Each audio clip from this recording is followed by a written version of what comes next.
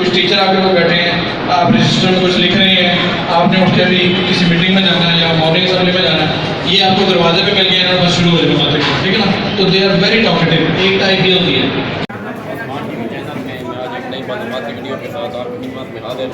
اس وقت افاکس پاکستان کی سب سے بڑی پرائیویٹ سیکٹر کی کمپنی ہے, ان کے نیشنل لیول کے ٹرینر شاہد خان کا مرکز موجود ہے.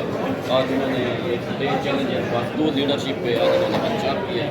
تو آج ان کے اس ورکشاپ کے حوالے سے معلومات.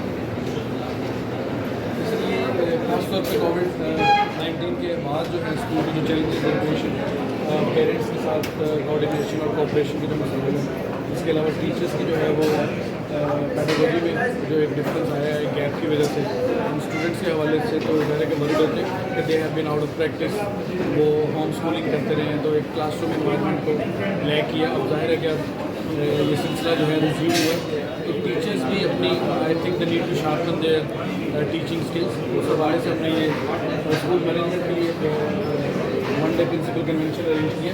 ان کو جو چیلنجز آ رہے ہیں, چاہے وہ پیرنٹس ہینڈلنگ کے حوالے سے, ٹیچرس کو سیٹسفائی رکھنے کے حوالے سے, اسٹوڈنٹس کے جو لرننگ کے مسائل ہیں, اور اسکول کی جو ویژن الائنمنٹ ہے اور لوگوں تک تعلیم کے صحیح اغراض و مقاصد کو پہنچانے کے حوالے سے جو ان کے مسائل ان کو ڈیٹیل سے ہم نے ڈسکس کیے.